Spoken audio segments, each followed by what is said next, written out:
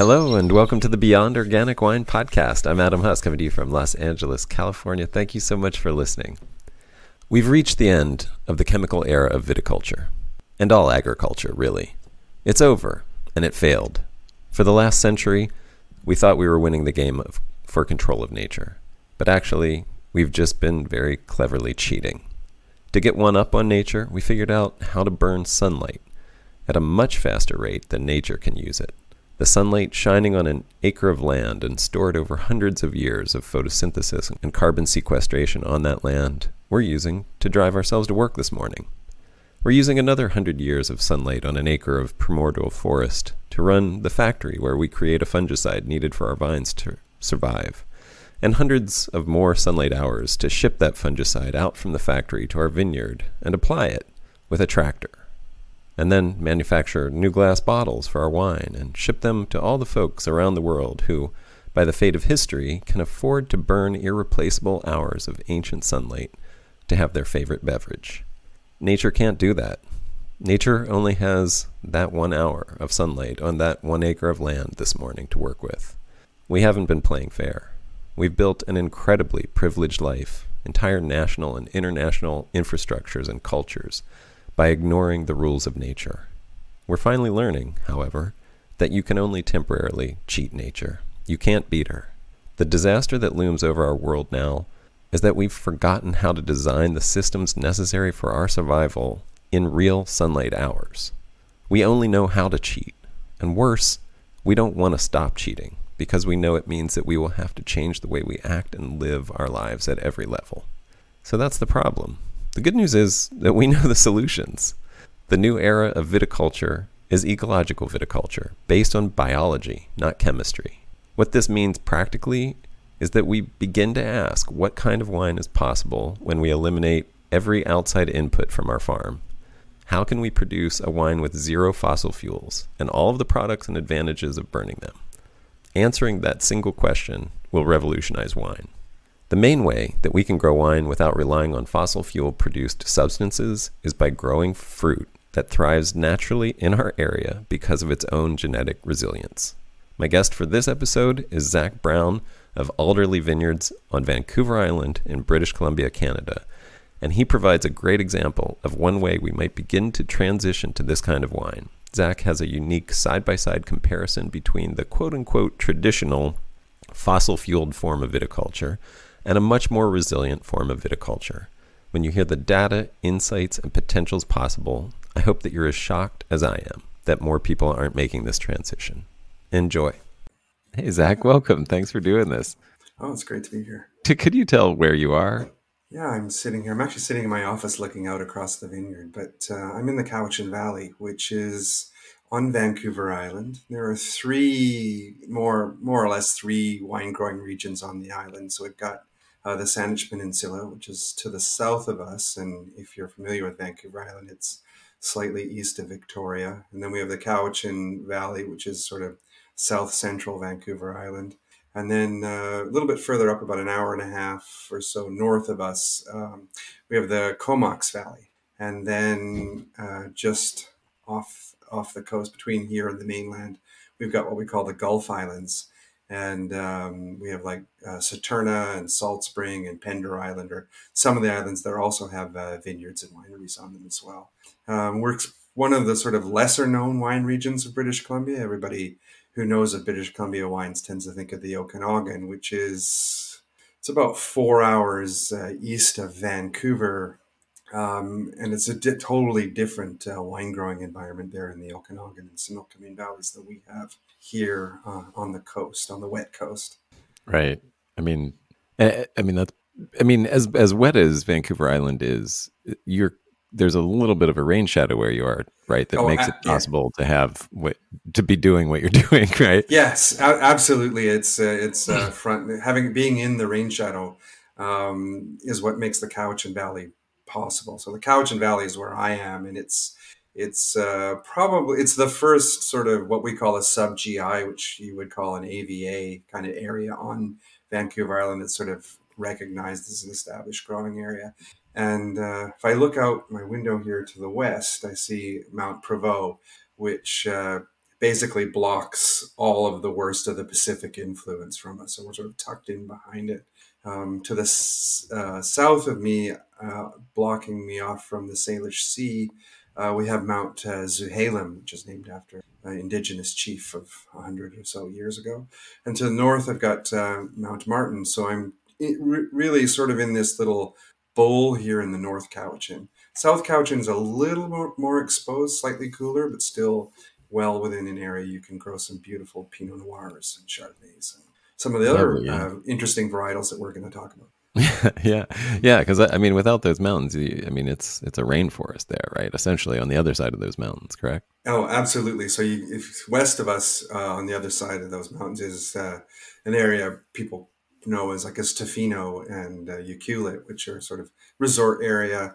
But people go out there to see the wet and wild coast, the big rainforest and the absolute amazing storms crashing on the beaches out there on the west coast. But we're tucked in. Cowichan is a traditional indigenous word, and it actually means warm land. And No. so we have the warmest sort of, microclimate here on the West Coast. It's much warmer here in the Cowichan than you would see, down in Puget Sound sort of area, on that side of the Cascades kind of thing. And yeah, it's quite warm and climate change is definitely having an effect. So we're seeing it get warmer and drier. So I belong to the Wine Islands Growers Association. I'm actually on the board. And so we've got a climatologist in our group who has been looking at the changes in the Cowichan over the last 30 years. So we were planted in the early 90s, and the region really got started in the late 80s, early 90s. And it was definitely cooler and wetter then. And so if we look Yeah. at the rainfall, what's happened over the last 3 decades is we kind of get the same annual rainfall as we always did. But what's happening is it's falling more intensely between, end of October, which is significant for a grower, and we can talk about that, right through till, say, May kind of thing. You're getting 12 months worth of rain during that period. Whereas 30 years ago when the region was started, you would, in the peak growing season, so your June, July, August kind of thing, Oh, you'd yeah. get a bit of rain every 10 days or so, right? And so Right. nobody had irrigation. Yeah. But that's definitely changing. This summer we had like basically 4 months of drought, and if you had Wow. irrigation, it was an amazing summer. If you didn't, it was a bit of a nail biter. I imagine. Well, I mean, speaking of nail biters and rains coming at the end of October, we're right here on, October 30th recording this, and it's kind of been a late year down here. Is that true for you up there? No, actually, we had our earliest harvest. Like we've been here This is our 7th year here, but my predecessor kept records going back to when this place was planted, and we had our earliest harvest since about 2009. Wow. So, which is funny because last year, talking about climate change, we had our latest harvest ever. We were still picking Pinot Noir on Halloween. Um, which is a bit tricky here because what tends to happen here on the island is in that later part of October, the rain fairy turns on the switch, and it rains until March, April kind of thing. So just starts, right? And so one of the things we're trying to do for ripeness is like, when you're coming, into harvest, we're playing chicken with the rain. So I'll look over at Mount Prevost and I'm watching the rain, the weather radar reports like only a farmer can. And we're kind of like, okay, no, it's okay. We got to pick today, Right. because if we don't, Pinot Noir doesn't like the rain, Right. which is one of the reasons, as a little bit of a segue, one of the reasons that we grow some hybrids here. Yeah. Well, Um, yeah. Let's talk about your vineyard. I mean, you buy some grapes too, but you yeah, have a pretty sizable home vineyard there. Can you talk about like the size of that and layout of that? What yeah. you got growing? So we typically do about 2,000, 2,200 cases off our home vineyard. And that was sort of the size that Alderley has been since it was founded. Until last year, there's another vineyard about 600 meters away here that we're partnered on that we've started taking fruit on. But the traditional home vineyard's about 8 acres, and we have sort of quite an array of varieties here. I mean, part of it is this is one of the oldest vineyards on Vancouver Island, so it was kind of experimental. So my predecessor, when he started here, originally planted 35 different varietals. A little bit of everything just to see what would work, what didn't. And he was pretty brutal if it got, it was too prone to mold or it didn't ripen or he just thought the wine wasn't up to it. He'd rip stuff out and plant again. And you know how long it takes to go from planting a vine to actually making first wine off it. So he was pretty ruthless. So what we've ended up with is basically what worked. And so a lot of the stuff here has become the model for, what other vineyards have planted in the later years. So we've got currently, we're growing on the white side. We have a grape called Bacchus, which is it's closely related to Riesling. It's basically Riesling Sylvaner crossed with Müller-Thurgau. Müller-Thurgau itself is a Riesling and Madeleine Angevin cross. So Bacchus it's an early ripening white grape, crops at about 6 tons an acre, makes a lovely aromatic wine. A little bit of trivia, it's the #1 planted grape in England. Then we have Sauvignon Blanc. We're one of only 3 growers and 2 producers of Sauvignon Blanc wine here and there. It does very well. We've won a few gold and double gold medals for our Sauv Blanc at the Canadian Wine Championships. We have Pinot Gris, which is a perennial favorite, and we do a Ramato style skin contact for 24-hour Pinot Gris. On the red side, which is where we get more into the hybrids, we have Maréchal Foch, which is sort of a first generation old school hybrid that came out of the French looking for a solution to phylloxera 100 years ago. And we have Cabernet Foch, which is a crossing of Cabernet Sauvignon and Maréchal Foch. And then we have Cabernet Libre, which is a Cabernet Sauvignon cross with Resistance Partners crossing. And both of those 2 red grapes were developed in Switzerland by a man named Valentin Blattner. And he is part of the Piwi movement, PIWI, in Europe, mostly focused in Germany, but the Swiss are involved as well, where they're trying to develop hybrid grapes that you can grow in traditional vinifera locations, AVAs, I guess, and without having to rely on heavy fungicides, right? So, and that's the whole thing behind the Piwi movement is like low spray or no spray varieties.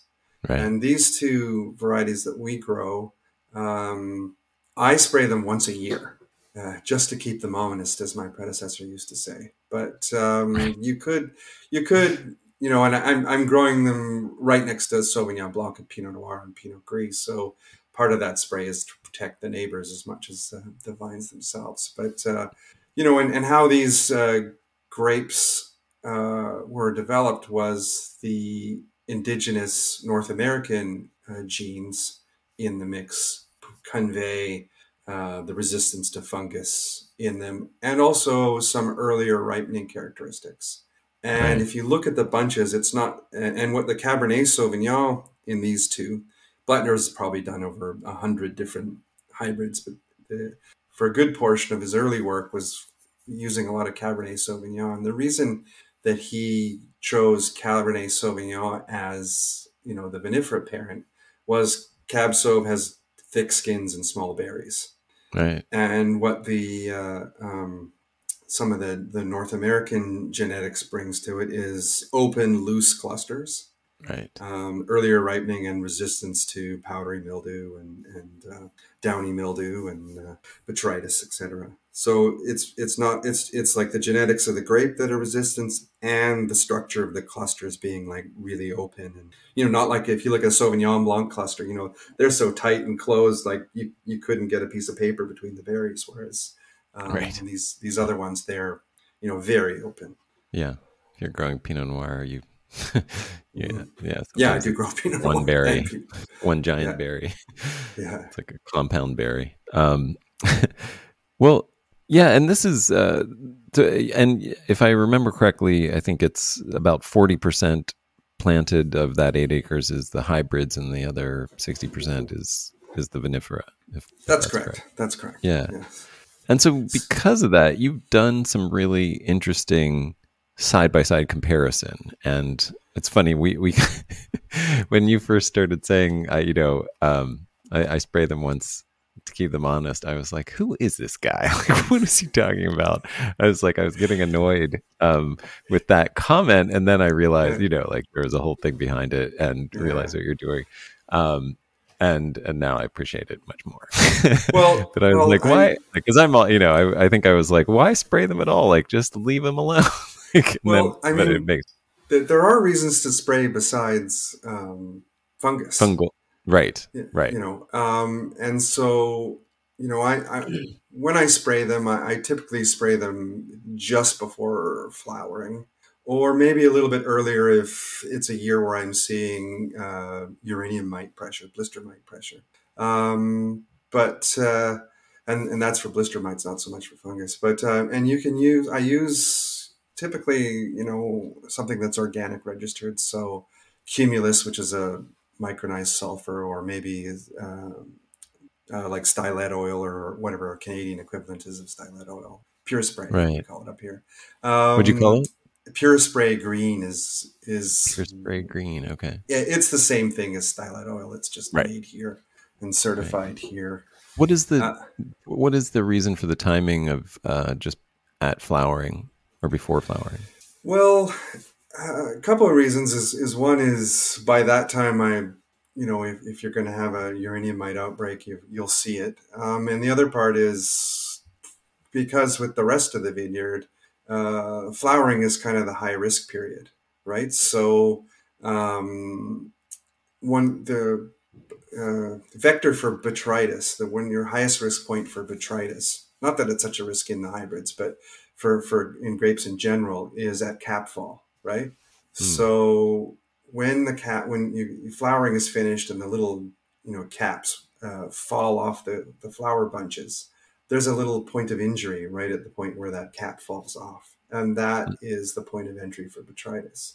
So I'm doing a spray then anyway, and I'll use something like if I'm getting the vinifera and I'm trying to time it right, that's when I might use like Serenade or Serafil, one of the bacterias, or I'll use lupin extract, what's it called, Fracture or Problad, something like that, where it gives me a little bit of botrytis protection. Okay, So because I want there to be a low background level of botrytis at the point where that cap is falling off, because it's at your highest risk time for botrytis infection. You won't see it then, but that's when right, right. the Yeah, injury that's yeah. point But also true for makes it powdery too. susceptible. Like, yeah, even though powdery, probably all of these show up at the end of the season. The you spray for them at the beginning of the season. Like Yeah, that's yeah. the Well, counterintuitive thing. yeah. Well, powdery mildew loves new growth, and botrytis likes old growth and older parts and Mm, wounded parts. So you got to got kind it. of time it with that. But so part of Right. the timing of that spray is to coincide when I'm spraying everything else, and I can use a product that will be fine on the hybrids. You could probably I absolutely believe that you could get away with not spraying these particular hybrids unless it was like an extremely high disease pressure year. I'm doing it once to protect everything around it, and also that's a chance for me to use foliar nutrients in my spray as well. So I'm spraying, to apply, like in our soils up here, we have like no boron, right? So I'll put like a 10% boron solution in my spray at that point and get the hybrids with it as well. And I use a kelp extract foliar nutrient, which it's like a 111 or a 121 or something like that. Right. Organic kelp extract, and I'll apply that at the same time as that spray. So I also know that my hybrids are getting a little bit boron, which is important for fruiting, fruitfulness, and they're getting just a little bit of a foliar spray to make sure their nutrients are fine at a high demand period too. So that's part of the timing with flowering as well, because that's the start of the high demand nutrient period. Well, and you have some side by side comparison as well with the vinifera. I wonder if you could sort of go through like your average production with the hybrids versus the vinifera, and the water use that you did some testing on. Yeah, so one of the things we're seeing, because we get to grow vinifera and hybrids next to each other, we get to see the pros and cons of both. And one of the things that we're seeing with the hybrids, especially as we go through, climate change. So a couple of years ago, we had what do you call it, a heat spike here on the island, and we saw temperatures of 45 degrees C. What's that, 120 or something in Old Health? Yeah, something like that. And like that's unheard of here, right? Right. And in cool climate varietals like Bacchus, which is vinifera, we actually saw, because it got so hot, the bunches just couldn't transpire water fast enough, and we actually saw some berry death in the bunches. So like maybe 5 or 10% of the bunch, the berries would just like. At first, I thought it was botrytis because they got that shrivelly kind of look, but then they Mm-hmm. just keep going and they turn like absolutely black. They look like big peppercorns within a perfectly healthy bunch, and you'll have like Wow. those all through, and that's just a reaction to that sort of heat and that sort of stress. And you'll start to see like Pinot Gris will, it'll start to the leaves will start to droop when you get those sort of heat. And then in the hybrids, no problem at all. They just keep trucking along, and so and then last year we saw we've seen these crazy swings. So last year we had such a late spring and an incredibly like just wet. It was so wet I was still mowing grass in the vineyard in August because there was just so much water saturated in the soil over that spring. And then we had like the latest, most beautiful fall ever, which totally saved our whole season last year. And the hybrids, as soon as like, okay, the rain stopped and the sun come out, they're almost like, it was like they were racing to veraison. Like the number of days between flowering and veraison in those hybrids last year, it was like almost like they knew they were off to a late start. It was a really short period, like which was strange. Whereas the vinifera just kind of soldiered along at their kind of normal pace. Um, Mm. and then this year we had drought. We had like 4 months without a drop of rain from like June till the end of end of May, like last week of May till the end of September, not a drop of rain. And so then we get into using our irrigation, and I don't like to use a lot of irrigation, so we have moisture probes throughout the vineyards at convert at 30 centimeters a foot and at 2.5 feet. Right. And I'm such a metric guy, and we're able to see like Oops. the moisture in the soil, and so we can kind of dial in our little micro drip irrigation here. And I just thought I'd see, well, let's see at the point at which the hybrids get stressed. So using the pressure Brom test, where you're looking for the little drips coming out of the leaves and that, we were able to see that the hybrids could handle like an extra 10, 12 days between irrigation intervals than the vinifera could when it was showing the same sort of pressure bomb stress indicators, Wow. which is quite a bit.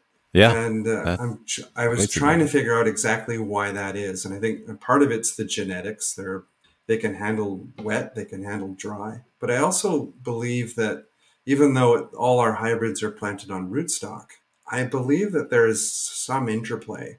I'm trying to do more research on this between the genetics of the hybrid itself and the American rootstock Right. that causes because hybrids are quite vigorous. They're more vigorous than vinifera generally. I think there's some reverse vigor going on where it actually is causing the root base to spread out farther. So Mm. you've got the roots are drawing off a larger area. So when it's wet, they've got a larger area so they can put up with being a little bit waterlogged. And when it's dry, they're pulling off a larger area for nutrients and for water. So they're getting stressed slower or more resistant to being stressed. This Huh. needs more research. I've been reading a couple of papers on it, and there's some indicators of this, but it's definitely, I think, an area where more research needs to be done. On my case, I just dug a hole in a few spots with the backhoe, and you can see definitely like the root structures of the hybrids are more extensive than when you're digging holes in, say, the Hmm. Merlot or the Pinot Noir areas here in our. Oh, interesting. Huh. So, yeah, that is really fascinating. But More research needed, but that's what I'm seeing. You can just see the root balls, even though like the hybrids are on 10114 or 3309, but so are the vinifera, right? And so you're right, comparing the same rootstock. So it's like, right, well, what is the difference? Well, I would have to assume that there's some influence of the scion that's actually growing on the rootstock, right?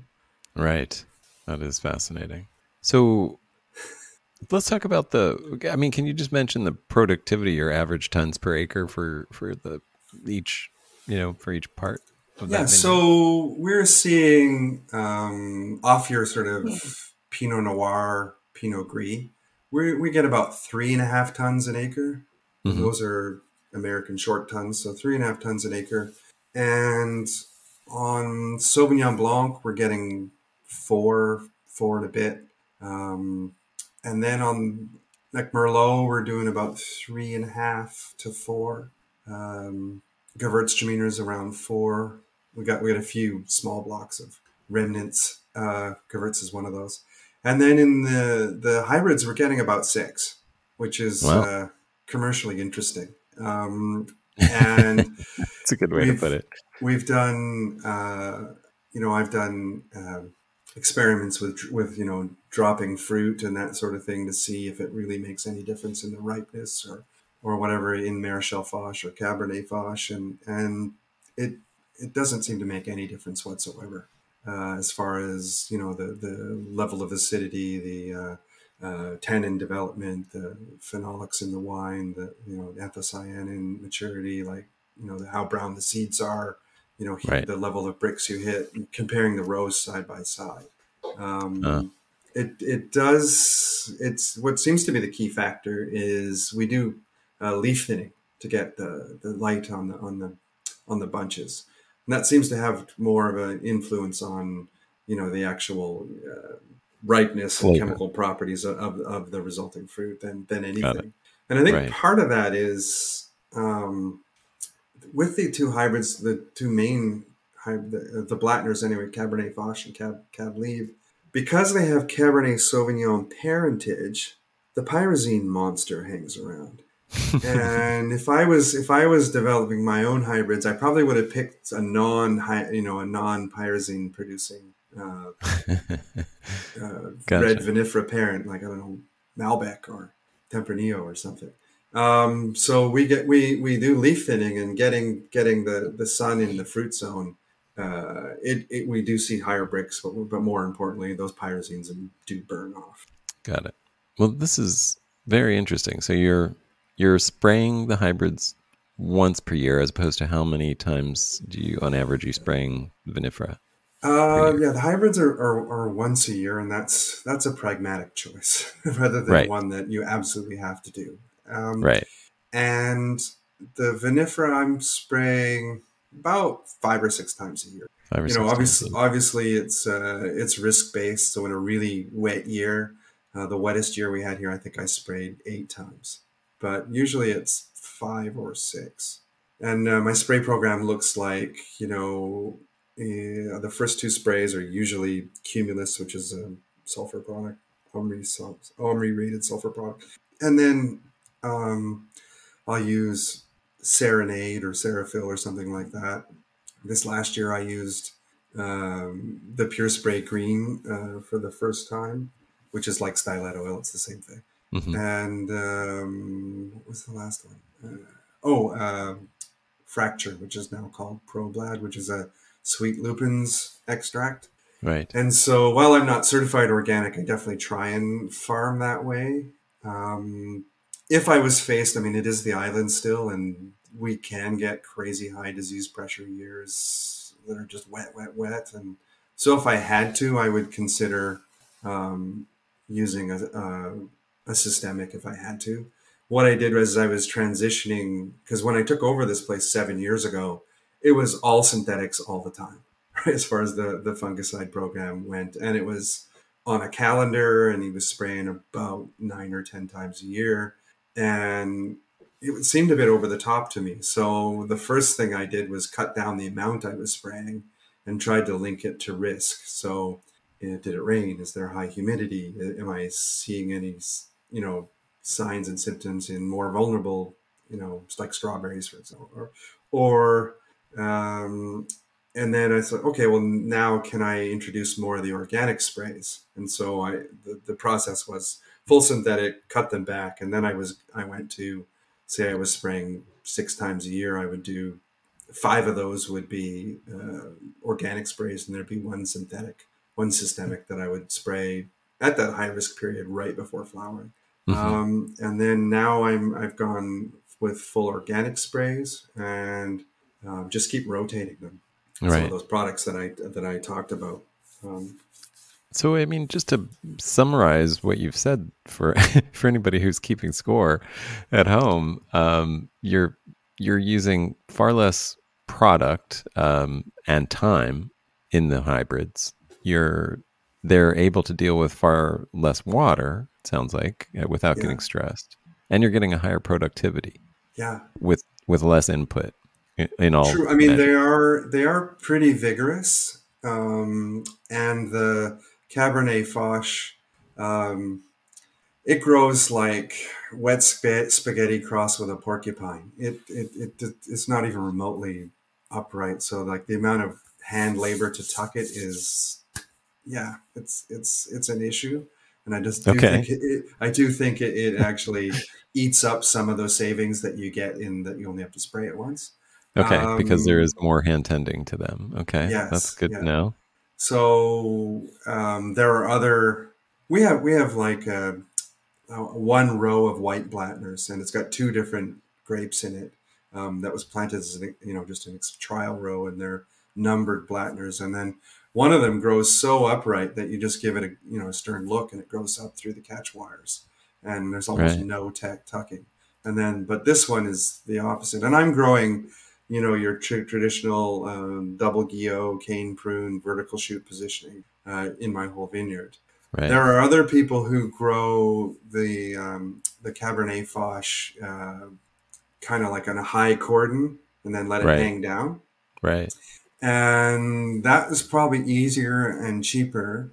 Um, but there are a couple of people around here growing that way with that variety. I just find that if you do that, you get the high pyrazines. So maybe right, there's another hybrid. Like I think Marichal Foch, they grow Marichal Foch, that high cordon hanging type of uh, spur prune, hanging cordon type, quite a bit in the sort of the east coast of the U.S. and on the east coast of Canada. And I think it's a good way to grow Marichal Foch. right. Um, and maybe other hybrids, but these particular ones, I find the pyrazines are so high that the cane prune BSP just allows you to get in there, leaf thin, and really get the light on those berries and push the quality. Huh. So you got to kind Yeah. of match the space to the varietal to the growing system, regardless of whether it's vinifera or hybrid. But generally, I think looking at what they're doing in Germany and the east coast of the U.S., there are opportunities to play around with some of those other growing systems. And because hybrids are generally more productive, there are even guys doing the double canopy thing and like getting like 8 tons an acre. Yeah. Yeah. Yeah. Well, But do you have a favorite of the ones that you're working with in terms of flavor or growth style or all of the above? Or um, do you not look at it that way? uh, well, the winery owner in me likes the Marichal Foch because it's like 6 tons an acre, and it flies out of here. It's like a local cult wine. It's been and has been for like 25 years, and so yeah, I love that one. The Marichal Foch and the Cabernet Foch. So I make a wine called the Matrix, which I blend like 70% Cabernet Foch, 20% Merlot because we grow a little bit of Merlot here, and 10% of the Cabernet Libre. Cabernet Libre is flavor wise, quality wise, it's so much like Cabernet Franc. It's kind of scary in its sort of flavor profile. So that's how we use it in our blend, is like you'd use Cabernet Franc. Got it.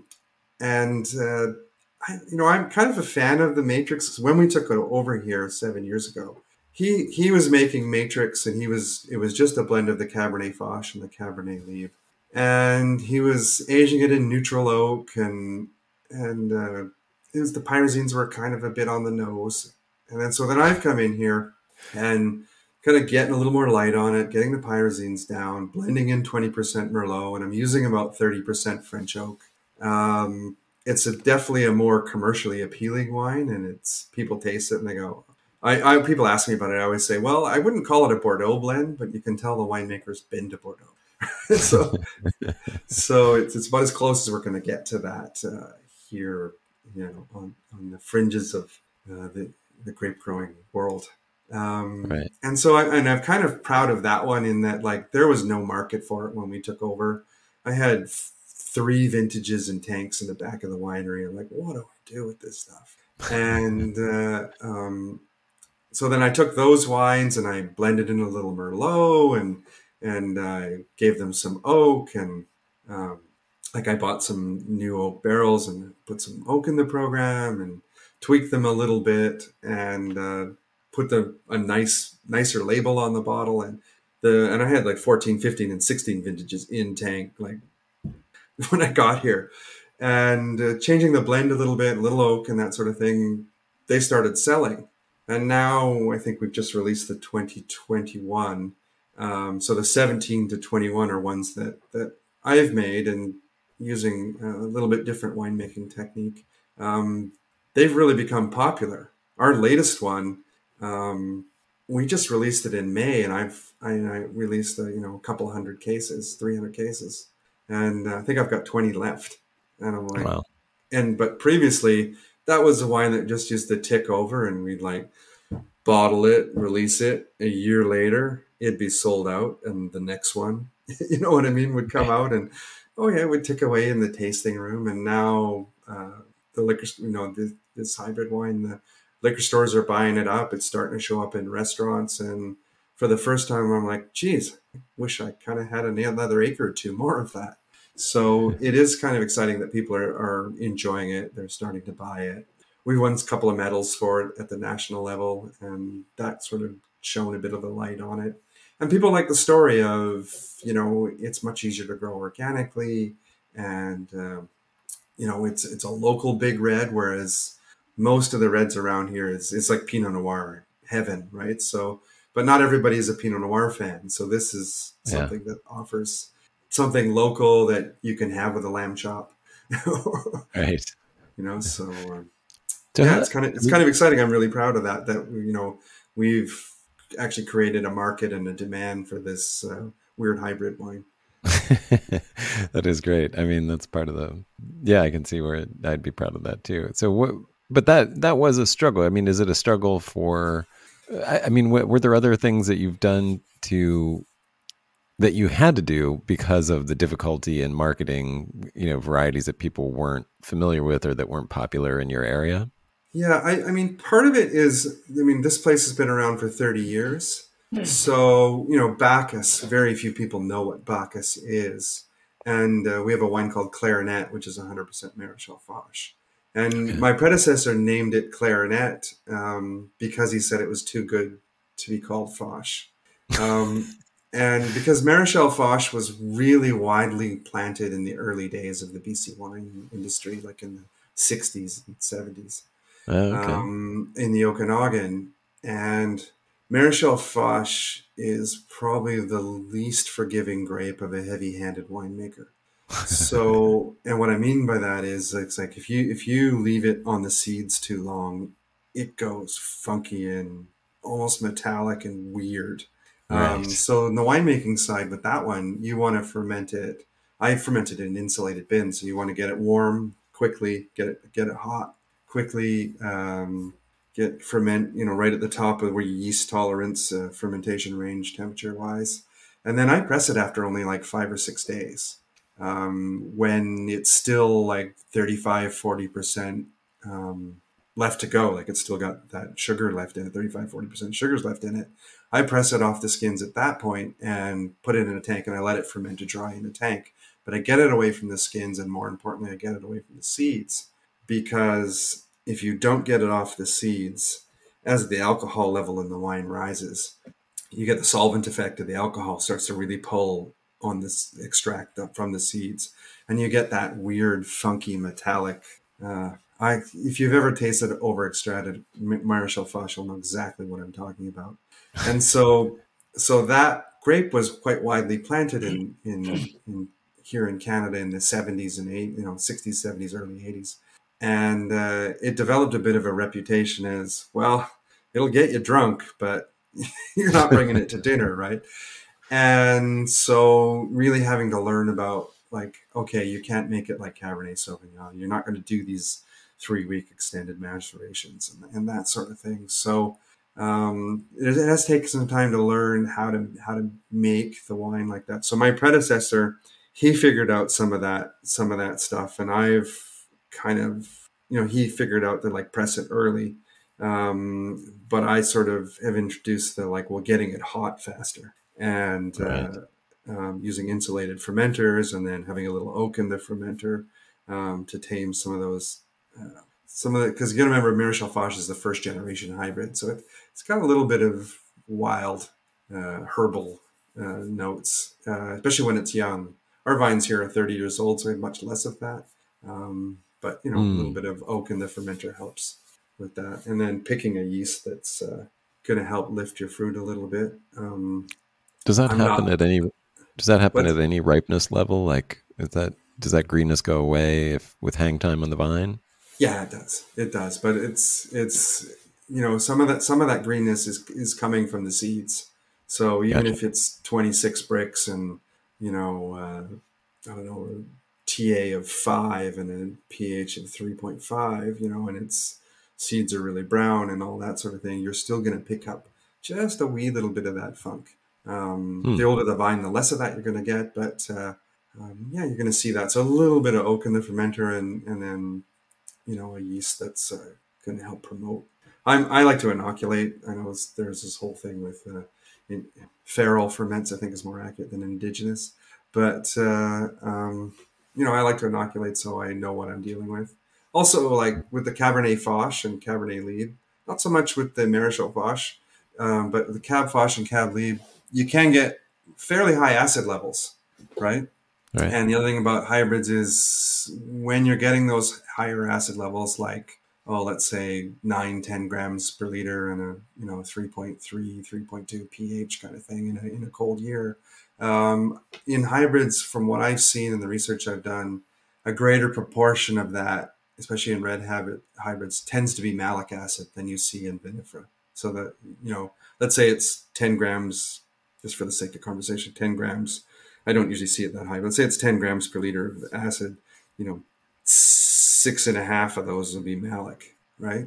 Right. So one of the things I like to do is select a yeast that, in those cool years, I like to select a yeast that will metabolize some of that malic Hmm. acid during primary fermentation, which is very commonly done with hybrid winemaking, especially in the East, where they're working with those the other school of hybrids. So ours are predominantly the fungal resistant type, and then sort of in the Midwest and the East Coast of the U.S., they're dealing with the cold tolerant hybrids, which tend to have like Frontenac and things like that. I remember when I lived in Montreal making Frontenac and getting 15 grams per liter of acid and 2.8 pH.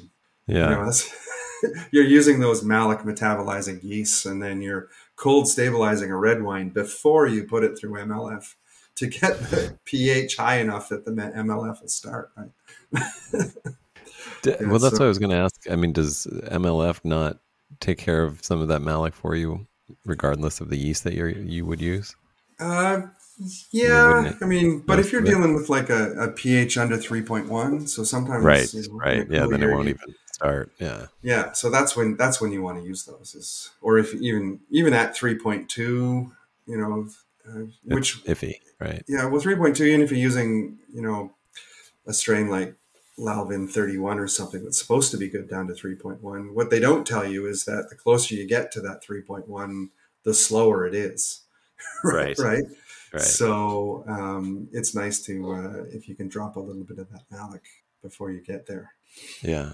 This Otherwise, is you're looking at like 14-week MLF or something like that. Yeah, I mean, one of the big things that my eyes have been open to are just the way that hybrids actually give you time in the winemaking because of things like that. Because Mm. you have these lower pHs, higher acids, so you just have this natural microbial protection. That even in a place like a warm climate like here, where it's so much of it is just this, it's like being a chef with like all the burners on. You've just got to time everything perfectly, or else something's going to get Yeah, I scorched. remember when I was a With when I was a home winemaker. I was belonged to a really nerdy garagist home winemaking club in Montreal, and because I was one of the English speakers, I would call California, and we'd be buying grapes out of California. I remember like having to like look up what do I do with a 4.0 pH because I had exactly, never I'd worked with grapes from in Europe and from like Niagara, which is Ontario's wine region, but I'd never encountered, I remember I got some Caldwell Vineyard Cabernet Sauvignon one time. It was like 28 bricks and 4.0 pH.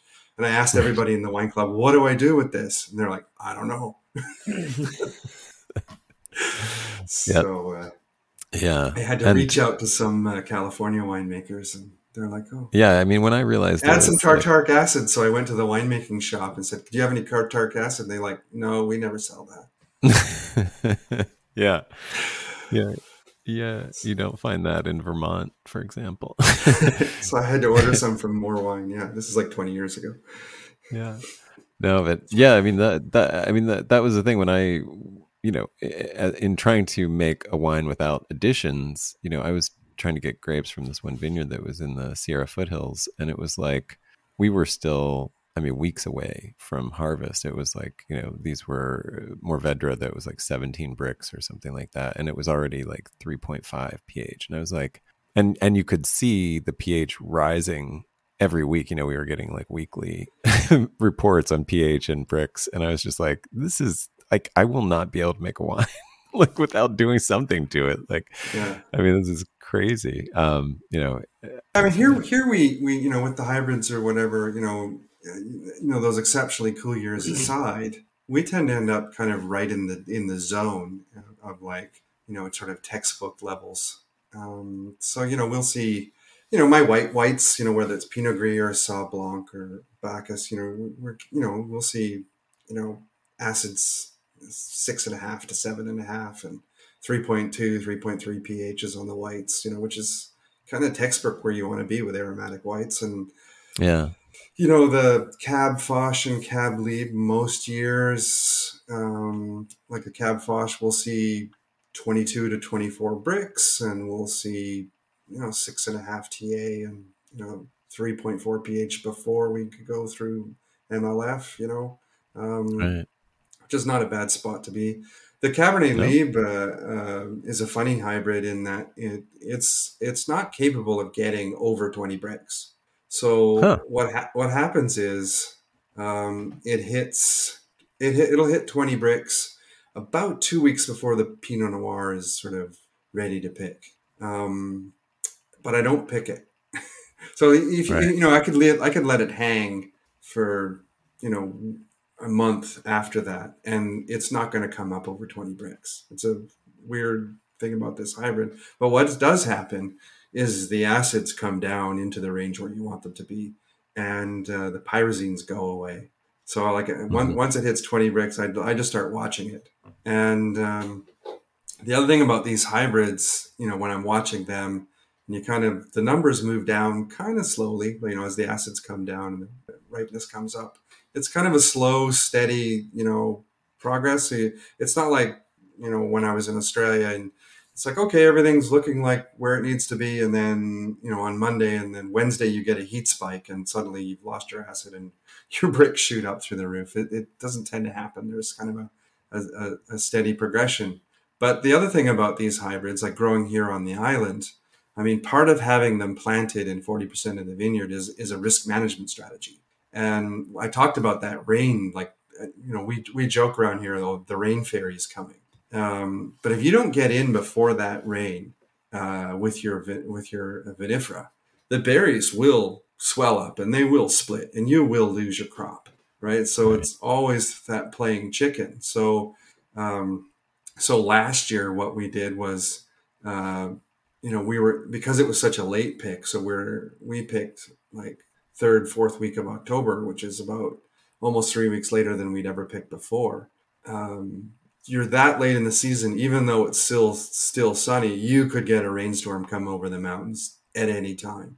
So last year we made the call, pick the vinifera. So it was the first time I didn't pick the Merlot last. And we picked all the vinifera first. So we started with the white vinifera and then the Pinot Noir, then the Merlot. Then it started raining. And when it started raining, all we had left out there was the Marichal Foch, the Cab Foch, and the Cab Libre, which are really thick-skinned and they're more resistant to those late harvest rains. And then we had rain for about 3-4 days, which would have ruined Pinot Noir. And then when it dried up, we went and picked. And it was the first year ever that I picked the Cabernet Libre last. It's usually my first red I pick. And I let it hang out there simply because I knew it would be the most resistant to any sort of catastrophic rain event. So they do allow you a little bit of risk management strategy when you're having to deal with things like rain events. Yeah, sounds like a significant amount of risk management strategy.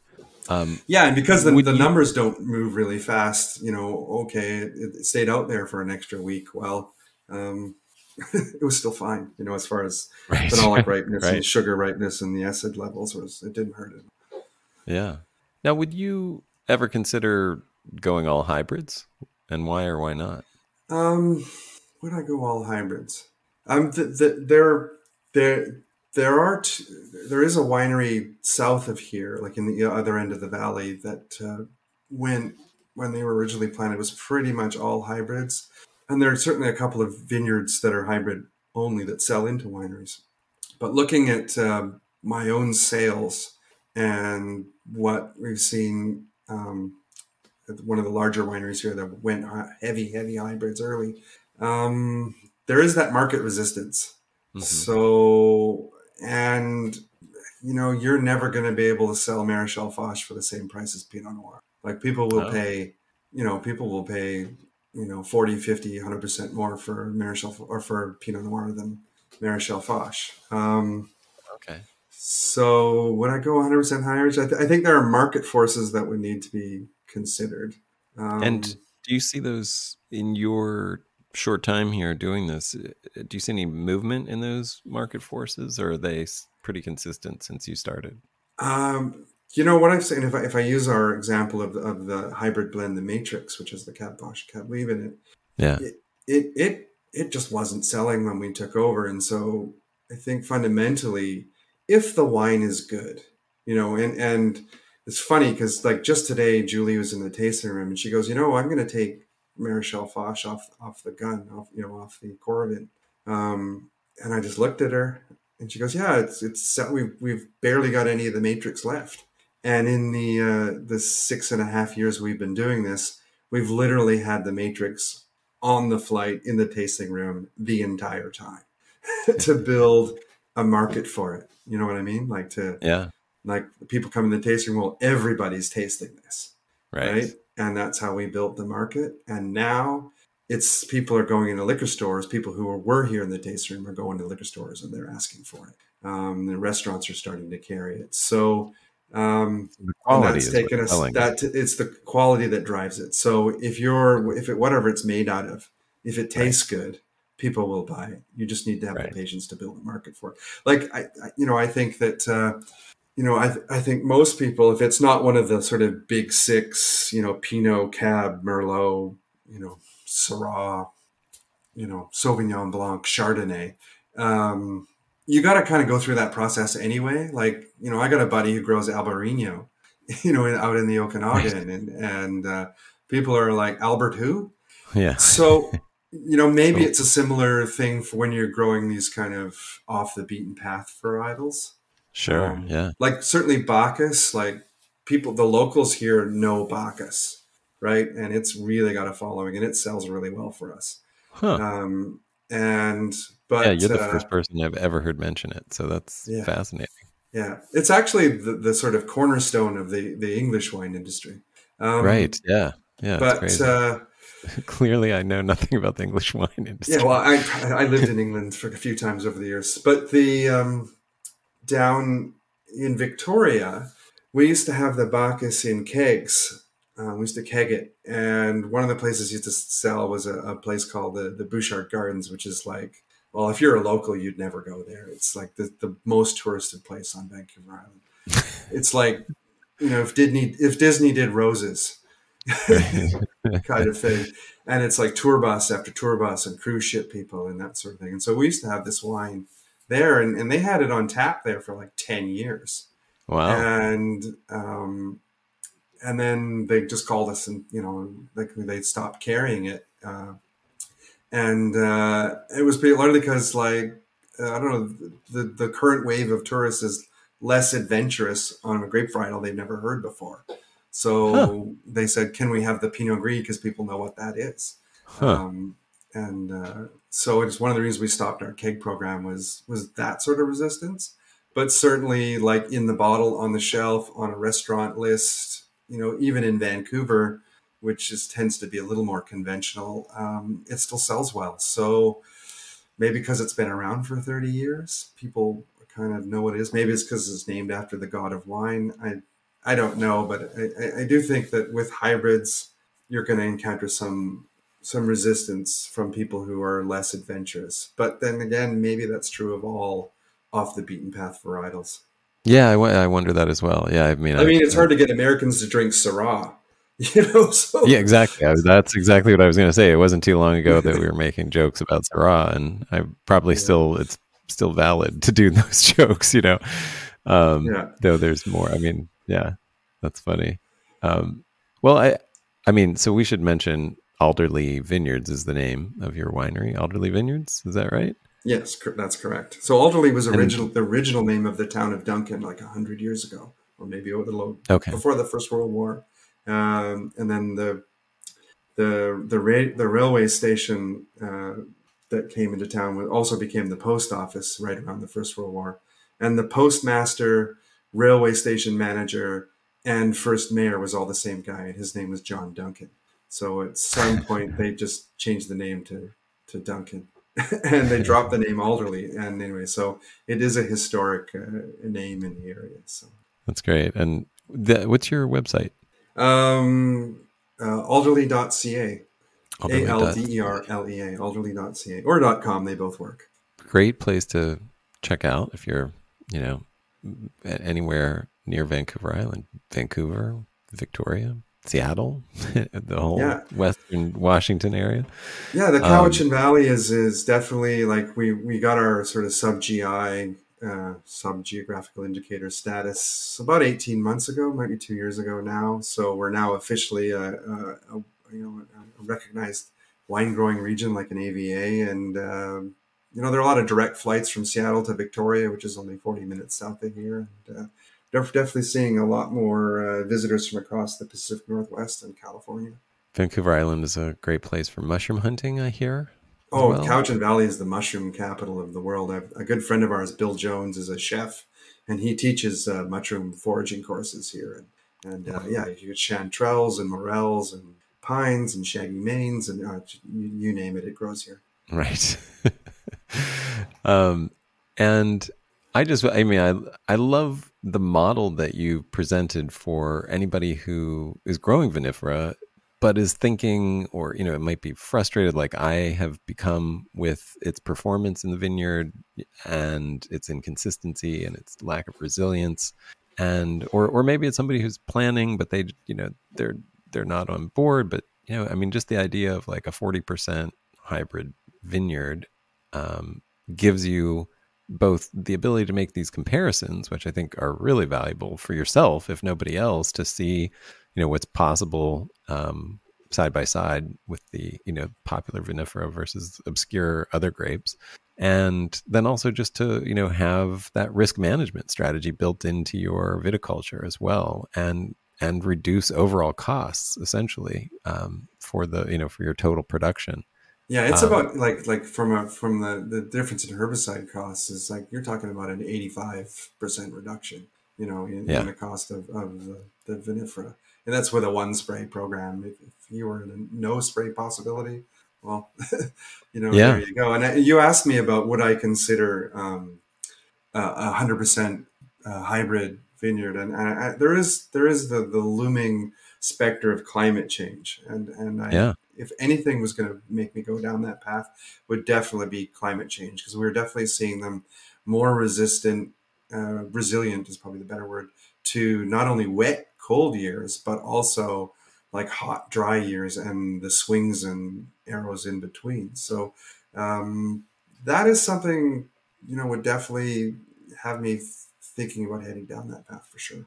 Yeah. And it's like you said, I mean, I didn't even mention that, but yeah, if you had separate blocks where you weren't necessarily like side by side rows, but you had some separation and you didn't care about that sort of potential creating a vector in one crop that might spread to the other, you could easily probably go no spray in your climate and any West Coast climate here in North America. Any, Yeah, I think Mediterranean. if I was a little braver and maybe was doing fungal tape lift Mhm. sampling and to establish that there wasn't a vector risk, then I Yeah. could consider no spray. I just well, we're still in our journey, and maybe that will be something we do in the future, is actually to do field fungal sampling in the hybrid blocks to see if they are a potential vector. I mean, I'm just assuming there's some risk there that may not actually be there, but that's Yeah, actually, definitely worth doing a study.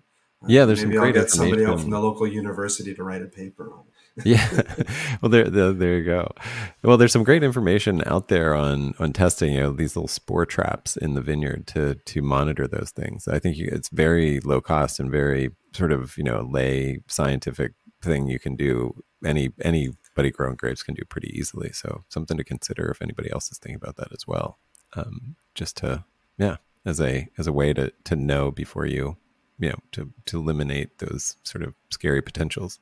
Yeah, and Um, even in your vinifera crops, I think if you were able to do fungal spore sampling in something resembling real time, right. it would great enable you to really understand the risk of a fungal outbreak in your vineyard, so you could target your sprays to the risk and not just on a calendar, and that would Right. probably result in less sprays applied at more strategically than your typical, well, it's been 7 days, spray again kind of approach that so much of our industry has. Right. Well, thank you so much for sharing all this. I think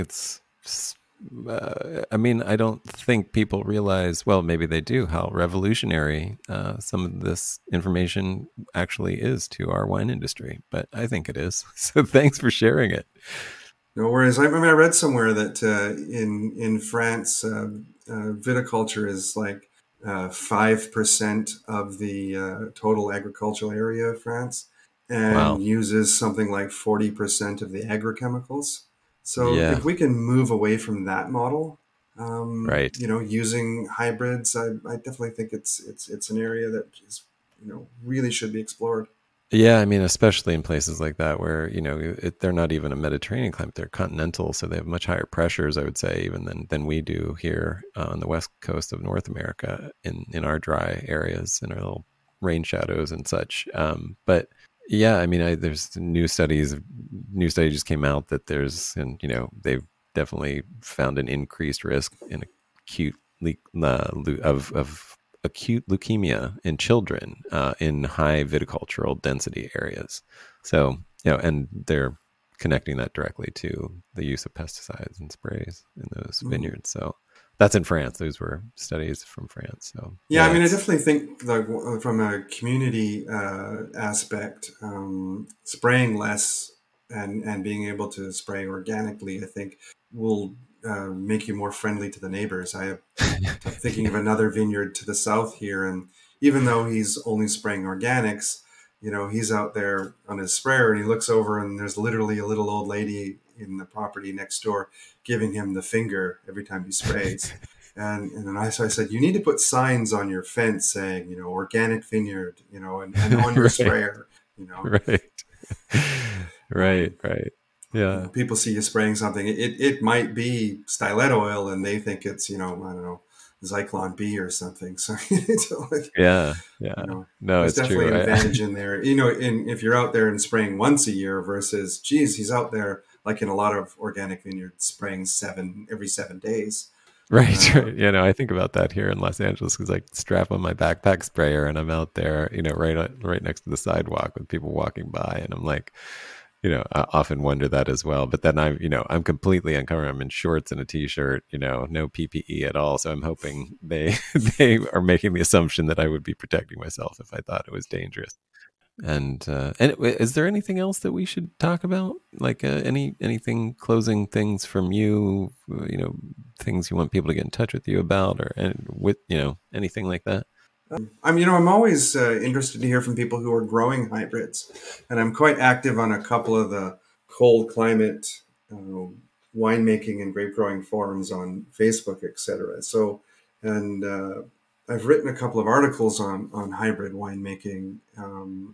If anybody comes across any of those articles or finds me in any of those Facebook groups or just wants to send me an email here because they want to talk about hybrid winemaking, which I think is a bit understudied and you can read 100 books on making Pinot Noir, Cabernet Sauvignon. There's not much on hybrids, especially the reds. So anybody wants to reach out with me and engage with me on some of those topics, I'm totally there, or to ask my opinion on hybrids in general as far as growing them goes.